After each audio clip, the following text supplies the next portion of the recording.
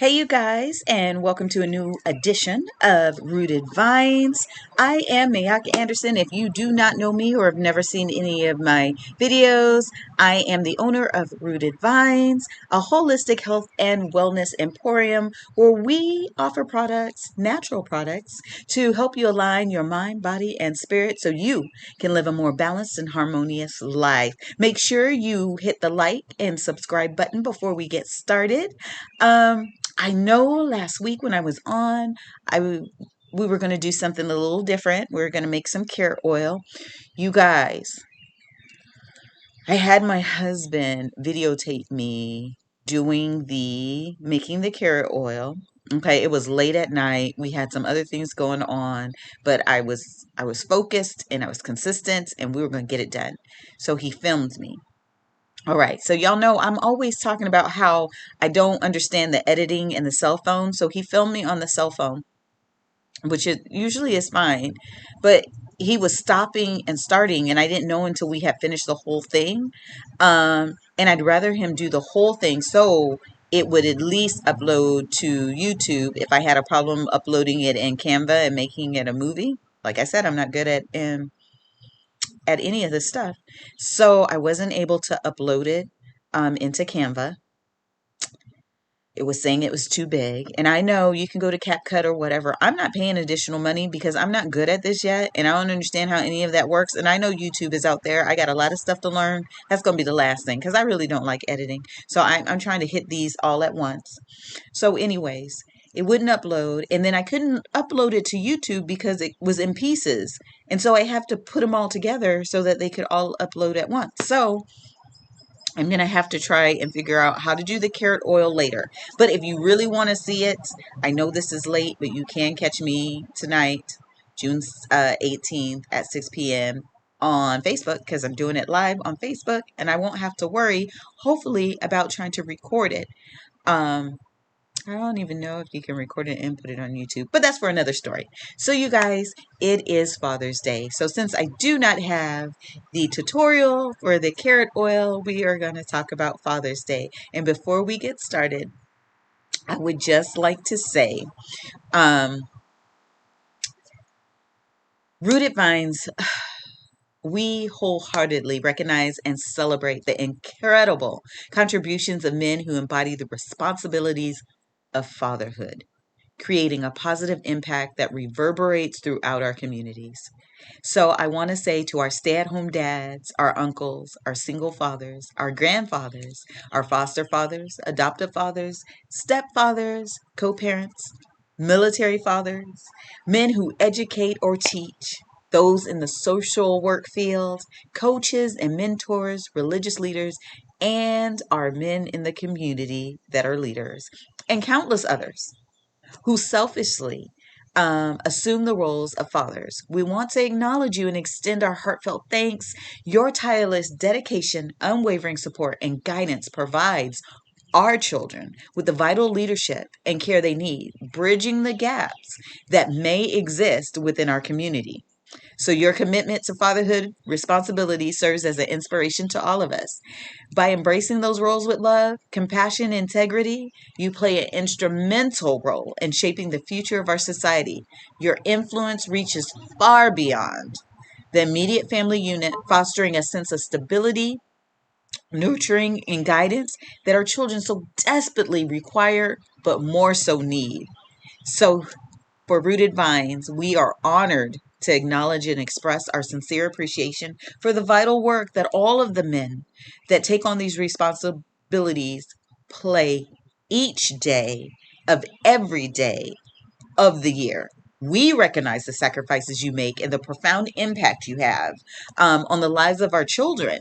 Your unwavering dedication is truly remarkable, and we are grateful to have men like you actively involved in nurturing the next generation. Again, thank you for your tireless efforts and your unwavering commitment to fatherhood. We extend our warmest wishes and deepest respect to all the incredible men who contribute to building a brighter future for our children. So, to all the fathers out there, the soon to be fathers, the fathers who have transitioned, but left a indelible mark on your children and a beautiful legacy for them to follow. We say Happy Father's Day. Yes. So, you guys, having said that, um, we're going to talk a little bit about fathers and how important they are in every child's life, right? Bring the protection, the stability, the foundation. They help uh, to kind of build the rules. Um, they help with respect. And when I say this, when I talk about fathers here, I am talking about fathers who assume the roles of the fatherhood responsibility. So, yeah, anyone can have a child, but to be there to nurture a child, especially if it's not even your child and you are involved in a child's life where you are nurturing, protecting, and teaching, that is a remarkable um, attribute, characteristic of a man, right? Because we need more men to step up. We have lots of men out here doing some amazing things with our children. But truthfully, we need all men to step up, just like we need all women to step up, because we're just as important. You have the man and the woman, you have the protection and the provider, but you need the nurturing, right? And the dad teaches and the mother teaches, but we teach different things so you can get a whole. Our society is growing up with children with pieces and bits of things, and they really don't know what a cohesive family looks like in a lot of places. Now, I'm not saying that's 100%. I'm saying that there are too many out here that don't really see the whole picture and why it's important to have mom and dad there. Speaking of as a woman, there is no way I could um, play a father role. I can do the best that I can and attempt to play a father role with what I believe being a man is, but there's no way I would ever be able to really do that role justice because it's so important. Men play such an important role in our lives, as women, children, as in society, period. And so when you step up and you are a man of character, man of your word, and you understand that although you might not have fathered a child, but to be there and mentor a child is so important and vital in that child's life that they grow up with some sense of direction, right? Understanding. Um, and so when I think about fathers, they are, they are so important. I can't express that enough. They're so important. I know my dad in my life is very important.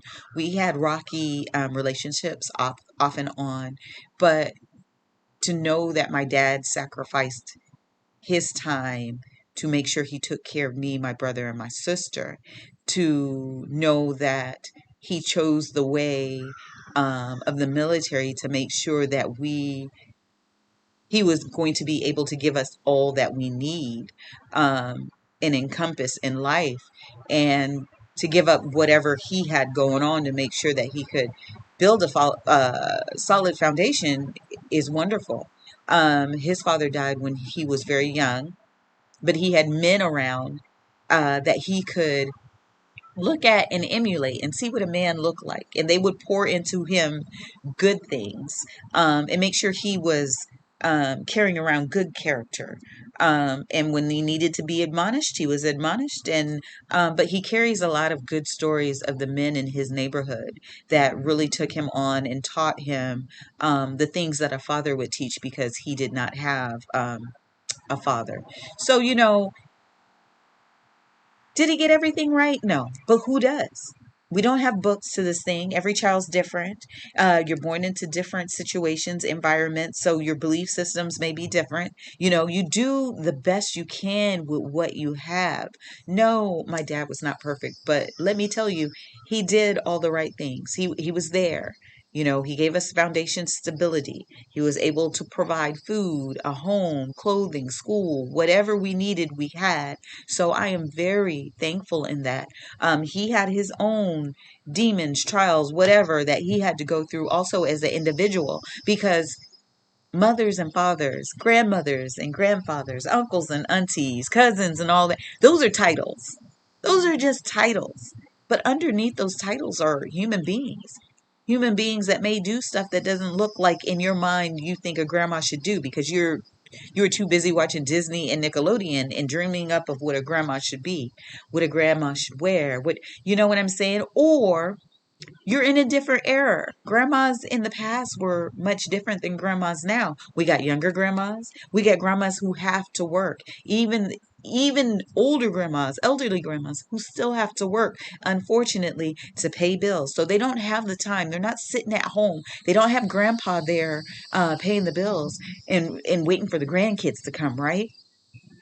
We're in different times where people have a lot going on, no matter what title society has given you.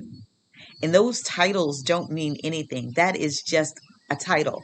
Yes, I'm a grandmother by blood, right? But being a grandma in my mindset and how I do things is definitely different. I always have a schedule going on, always have things going on because I'm a younger grandma. So, but I still have to work. I still have to go out here and do what I need to do. Things are still happening in my life. My life is not at the end. And so when I talk about my father, it's the same thing. Like, there are things going on that me as a daughter would never understand or know about during his life that made him make the choices that he made. And no, sometimes it feels off. Sometimes as a child, you'll never understand it. But as you get older and you start living your life, you find that things come up where you're going to have to do something a little different. And someone might not understand, but that's because they can't see the whole story, and nor should they in everything, right? So with my dad, it was kind of like that. But I tell you what, I've gotten great advice from my dad. One of the number one things he told me was that real men know other real men. And you know, I wish he would have told me that when I was, because he told me that when I was in my 30s. I wish he would have said that like when I was a teenager or something, because it makes a big difference, right?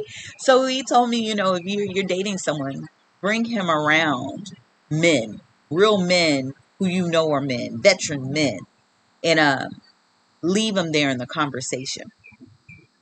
Because if he's not a real man, he will slowly back himself out and feel uncomfortable. Because real men notice real men. And I don't know what that means when they come around. Only other men know what that means, but that's what he told me. And so I always think about that. I always watch for that. And my husband holds his own because he's a real man. He holds his own. He had no issues when I brought him around my dad and his veteran buddies and stuff, those men, right? He held his own and they all loved him.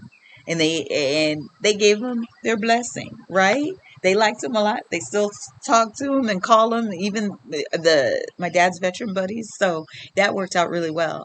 Another thing my dad taught me is never give more information than what is asked of you. So if someone asks you a question like, uh, I gotta think. I'm not sure. Like, how do you feel about today? So you're just gonna say exactly how you felt. I feel pretty good. But you won't go into, oh, I feel pretty good because I went to the store and da da da da da. Only answer the question that is being asked. Never give anyone more information than you have to. So that's another thing he taught me. That's number two. Number three, what did he teach me? When you buy a car, make sure you look up the maintenance, the amount of it costs to maintain that car, right? So, great example, Audi. If you buy an Audi and you get a flat tire, you can't just replace one tire. They make you replace all four. So then you'll need to go and see how much is all four tires. And if that amount is more than you want to spend on maintenance, it's time to look for a different car. How much is the battery to replace the battery, an alternator? How much is it to do the brakes? Because every car has a different price point, right? Now, we don't like any of the price points, but some price points are like serious. People drive around in Mercedes, and that's why you see a lot of Mercedes, I'm sorry, broken down or whatever, and they're always in the shop because people have to find the money to fix these cars. They're nice, but I don't think those cars are made for like really everyday driving as hard as the normal folk drive. If you're luxury or whatever, you probably have more than one car. You take it out every now and then. But we're hard on cars out here because we're working, we're living, literally living in them. Most of us, if you live in a city full of traffic, you're basically living in your car, right? So that was another great piece of advice. And I'm a Chevy girl anyway, and I like older Chevys, so I can always work on my own truck. I just love cars and trucks, and so never afraid of a little hard work. Let's see. So that was something else he taught me, and he taught all three of his children to always ask the Most High for wisdom, knowledge, and understanding when we are lost or we feel we've lost our way, that we should pray and ask for that so that we would be led to the right path, to make the right decision, so that we wouldn't have to do the hard consequences, right? um, I love my father for that. And a lot more other things. I talk to him all the time. We're now on a basis where we talk and we laugh and we laugh and we cry and we cry. Um, but it's a different relationship at this age. And now that I've healed myself from a lot of things that happened in the past, and now that I'm an adult and I can see how things can get convoluted, um, confusing, and the waters can get muddy. What you believe you knew, you really didn't know. Um, what you believed you saw, you only saw pieces of and didn't see the whole. And as a child, we just make stories, and especially as females, we make stories up. So if you don't give us all the pieces, we're going to fill it in for you and we're going to run with the story, right? So, that's what happened with me, with my dad, and we were kind of on rocky terms. But as I became older, especially with my own kids, I totally understood. As I became older and things started to um, kind of manifest, I was able to become strong enough to just ask my dad point blank questions and be able to receive them with humbleness. Number one, that he would even entertain the conversation, because you have some children who try and get answers from their parents when they're older, and the parents just shut them down for whatever reason. Thank goodness my dad and my mom are very open when I ask a question. Um, so that I can get more clarity, so that I can understand. Not that I'm not trying to pinpoint or whatever. What I'm trying to do is lay those stories to rest. Those stories that the enemy told me, the stories that I told myself, lay them to rest and understand. And then that's why I say parents are only vessels, because I understand that they're just human beings. I don't know why I expected any more from them just because they brought a life into the world, right? There is no rules and regulations and all of that on how to care for a child, and every child is so different. And when you're young, what do you do? Young military family. So, um, I think it's wonderful that he did what he did, and he did with the knowledge that he had. And he always had older people around him too to gain more wisdom and more clarity. But I think he knew what family life should look like and what he wanted it to look like. And he tried very hard to create that for us. My dad would take us on bike rides. We grew up in Alaska. So he would take us on bike rides. Just crazy. We'd just be biking next to the woods, because there's bears and moose out there, so they like to pop out at any time, and at any time they can just attack you. But I remember we would ride our bikes on the path, and my dad would be gone, and we all on bikes, and I'm always the slow one. Okay, so I'm not athletic, whatever. I'm just not. I know that's not my strength, but so I would be lagging around, and he'd be like, "You better hope a bear or a moose don't come out and get you." Then I start pedaling faster. He would take us to the park. We would have snowball fights. Um, he bought boxing gloves one summer, and all the neighborhood kids came, and we did boxing matches, and we had tents outside. My dad did a lot of things, and when you look back, I always tell people my dad was kind of like the what is it? What is the name from National Lampoon? Clark.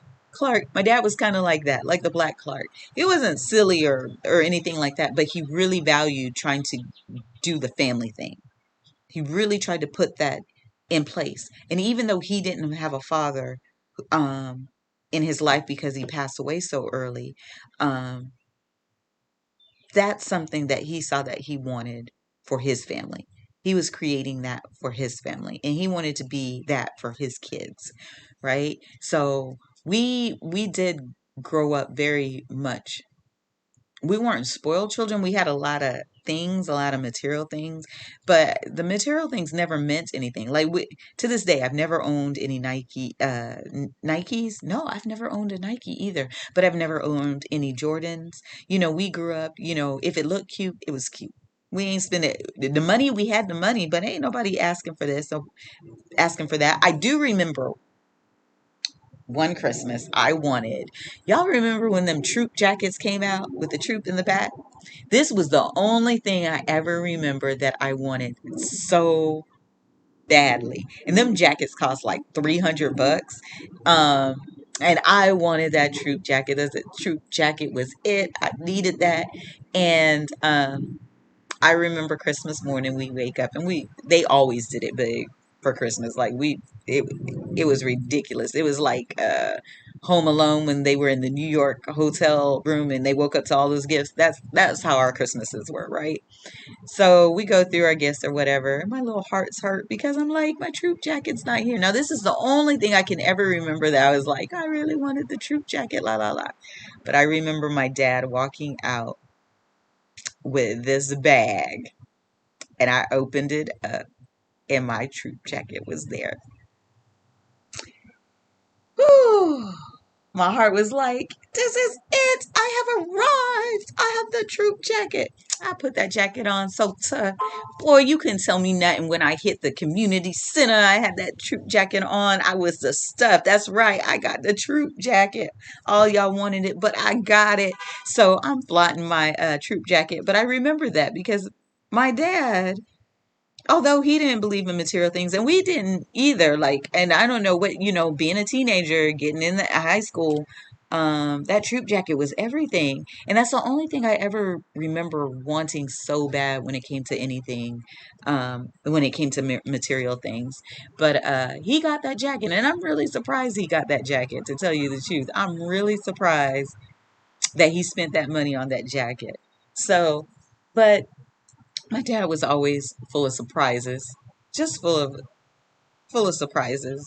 And as I get older, it's so nice to get to know him as a person, not just as my dad, just as a person, just his hopes, his dreams, family life, the stories he has. Um, how does he feel about certain things, situations? What does he really believe in? Why did he choose certain paths that he chose? To sit down and really have a conversation, and you're not coming from a place where you want to judge, but you're just coming from a place where I just want to know my dad as a person, as a human being. Who were you before I entered into this world? What were your dreams and aspirations? Did I make it easier or hard on you? And I know I did make it harder, but he explained that he loved it. He had to learn and to grow up. Um, he was spending money on things that he shouldn't have once he had a baby, and he had to learn how to budget. He had to learn to do a lot of things that he didn't have to think about before I entered into the world. So, and I was the one he wanted. He had two best friends, and everybody was expecting the child at the same time. I was the last to come. His two best friends had boys, and so he just knew he was going to have a boy. And lo and behold, it's me. It's me. So he said he was really shocked at that. But that's where my love of cars comes from because I was always in the garage with him. We did drag racing. When I was much younger, he would take me, and I still love drag racing, and I love cars to this day. I took mechanics starting in junior high as soon as it was offered, all the way through high school. Got a full scholarship to go to Arizona, and I tell you about that story on another video on why that didn't happen. But I love to work on cars. I love to go see the races. They give me joy for whatever reason, and part of that is because of my dad, who introduced me to that, and Chevy. because I am a Chevy girl. Yes. So it's just amazing with dads. And when I see dads today compared to my dad of yesteryears, right? Um, it's beautiful to see dads with strollers, dads with babies on the back, dads in the grocery store trying to handle the kids, dads on the field and the t-ball and the baseball and the basketball, dads sitting listening to their sons give speeches, dads there for their daughters' weddings. It's just today fatherhood has taken on such a different look. Dads want to be involved. They want to show love and support and uplift and teach their children, which it should be that. It should be that. But they're so much more involved than they were a long time ago. I think there was a lot of constraints on men and what you were supposed to do according to society when you're a father. Today it's so versatile and so flexible and so beautiful, that you have to give kudos to these fathers out here and to those who are taking on the responsibility of being fathers. I've met men who did not father children but have gotten children through college, financially, uh, spiritually, and mentally, right? Dads that just came in, and I call them dads who just came into a child's life and was like, you're it. I'm going to pour what I have into you. What a beautiful thing. You have fathers now really wanting to leave a legacy, even fathers who maybe don't really know how to do that, but they're researching and they want to leave a legacy for their children, whether it's a girl or a boy, which is beautiful because fathers are pouring a lot more love and attention into their daughters. As before, when you look through history, it's always the first son that gets everything. It's always the first son that's being taught and groomed to take over the father's position. But that is no longer the case. Dads are saying, my daughter is just as good. She's just as smart, or even smarter. Like, I see the wisdom and the tenacity in her. And so I love that about fatherhood today, that fathers are willing to embrace their daughters and love them just as much as they would the first son. And being the first daughter, I know my dad loves me to death. Um, it's just a wonderful thing to know. Wonderful thing to know that I was prayed for. Like, I just wasn't had. My dad and mom prayed for a baby. And I don't know, I never asked. I'm going to have to ask if they prayed for a son specifically, but they did pray for a baby. They wanted a child, and the Most High sent me. They sent me. And so I'm so grateful for that they prayed for a baby and I was sent. So I hope that I'm doing them due diligence on this earth. I hope I make my dad proud with the things that I choose to do. I know my start was not easy and there was some rocky times, but yeah, I hope that he's proud of the woman that I've become through all of the heartaches and pains and the angst that we've had. That we are on much better terms, and I have no clue what I would have done without this relationship with my father. I definitely would have been the one to suffer. Not him, but I would have been the one to suffer for not making this work, not making a decision and saying, come hell or high water, nothing will divide this relationship. So whether I have to swallow my pride or whatever it is, that's what I'm going to do because I deem this relationship, daughter and father and daughter, very important. So now that I say that, I want to talk about my husband who wrote a book years ago. When did he write this book? Does it say here? Let's see. This was I don't. Oh, 2007. It was copyright 2007, 2009, 2010 by my husband Chauncey Anderson, which also gave me inspiration to write my book, Confronting Reflections. But this book is about a father and son's journey. It's called Ptolemy, Becoming a Man, The Adventures of Becoming a Man. And so it's a story about a young man who's going to be turning 13. And some of the lessons that his father was to bestow upon him and let him know that things are now changing and that he is leaving him something very special. Not just a legacy, but something very special that he can hold on to.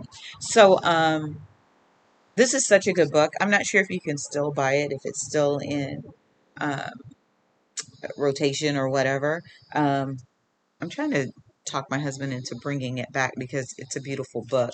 Um, but yeah, so he did that, becoming a man, because my husband is also a father to a daughter and a son, and they have a great relationship. And one thing he always told me when we first got together is that he never wanted to be a statistic, and so he was going to fight hell and high water to make sure that his children knew that that he loved them and that he was going to be in their lives, and that's what he did, and he did it remarkably.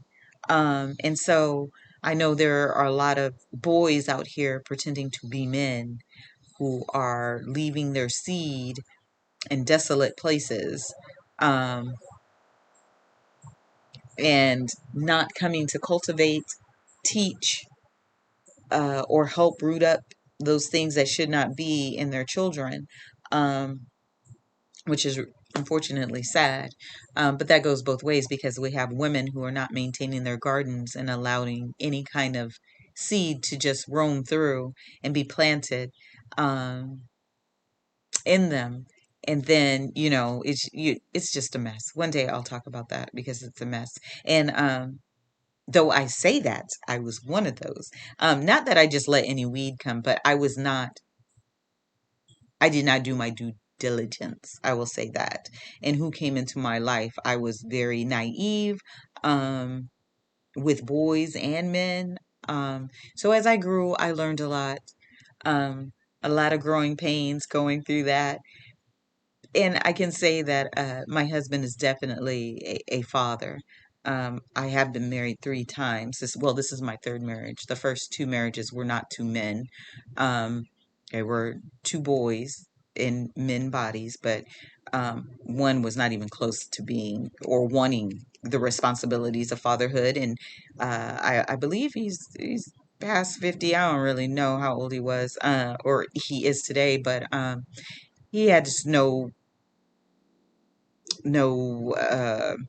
what do I want to say, fatherhood was not something that he wanted to be. Now he has fathered many more children. My first daughter is by him, his firstborn. um but he that was not something that was in his cards. And my second husband, he was raised by all females, and he really didn't know what sacrifice was when it came to family, the protection and the provision. He didn't really get that. With my husband now, I get it all. Um, and he stands with a strong foundation. And matter of fact, if you was to tell people that he grew up without a father, it would be very hard to believe, because I just the way that he carries himself, the way that he positions himself. But just like my father, um, had to look for people outside the home because his dad passed away. My husband says the same thing. He had to look for men and take pieces from different men to build himself up into a man. And so I'm not sure who those men were, but I thank you from the bottom of my heart, because out of all of that, you created a wonderful human being with great characteristics, with kindness, responsibility, love, respect, in a sense of who he is. Now, I don't know if he was always like that. He just came into my life already done. And thank goodness I came into his life already healed, because I was a mess, y'all. But that he came into my life already healed. So I do thank those men, whoever they may be, whether they know it or not, they had a profound effect on a young man's life. Um, and so that's a beautiful thing, to know that people are watching you. As adults, kids are watching you. They're listening and they're watching. And even though you don't know, they are picking up aspects of you. They're picking up certain characteristics, and it could be good or bad, but whatever they see, whatever's being planted in their mind by music or TV that they may see in you and say, oh, this kind of matches up. Maybe that's what I'm supposed to do. I'm going to pick this because I like the way she does this. I like the way she says this. I like the way she moves. Oh, I've seen other women move like that. So you can either end up with a Atlanta housewife kind of girl, or you can end up with someone who is more wholesome, more thoughtful and kind, someone who wants to protect themselves and be a little polished. And there's nothing wrong with knowing your femininity and being polished in that, right? Nothing wrong with it. So you're not one of those loudmouth, abusive, harsh type of women, because you don't have to be that to get your point across. And you don't have to be that to make sure that the room feels a freeze when you walk in and things ain't right, right? You can still do it with a smile and with grace and with style, right? And we ain't got to show our behinds. We ain't got to do none of that. That's the power in being a woman. I can do this without doing any of the things that you believe that you want to see me degrade myself. And I can change this world around. I can change it with a look, with one word. Like, mm. But our men have that power too. You ever see when a man walks in a room and the kids are acting up, and dad walks in there, or a manly figure walks in there? They ain't gotta say nothing. Everything comes to a halt. They automatically know that the stuff they doing ain't gonna fly. Sit your behind down somewhere, and dad can just walk by and do a nod and keep on going. That's what I'm talking about. That's a beautiful thing. When you see men come in and they do that. Hey, boy, come here. That's what. Let me talk to you for a minute. I like that. I like that. I love that. That's what our children need. They need to know that there is some structure. They need to know that there's some consequences behind the foolishness and the actions and the stuff that's going on. They need to know that there's a way that you live your life respectfully, by respecting yourself first and then respecting others. Giving the same respect you think everybody should give you, you should give to yourself first. And then you know how to respect everyone, right? Coming into the house when people are there, speaking to everyone, not just going up to your room or in the kitchen where like ain't nobody there. Where they do that at? Because you getting a slipper, a shoe all upside the head. Like you don't do that. We need teachers. We need our wise women to come back forefront, but we definitely need our men. We are nothing without the leaders, the men. And we can talk about matriarch and we can talk about patriarch. And it's true. This is a patriarch system. And they do not value a lot of the things that the women bring to the table. But you have to make sure that you make yourself valuable as a woman. And one way to do that is make sure that you're valuing the man. It's a two-way street. Even though it doesn't look like that, it really is a two-way street.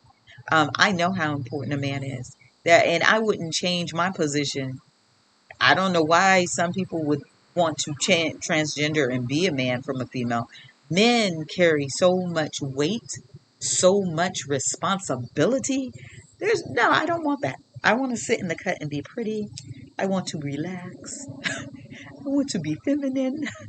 I don't want to carry the weight of the world. And I've carried the weight of the world as being a single mom for a long time.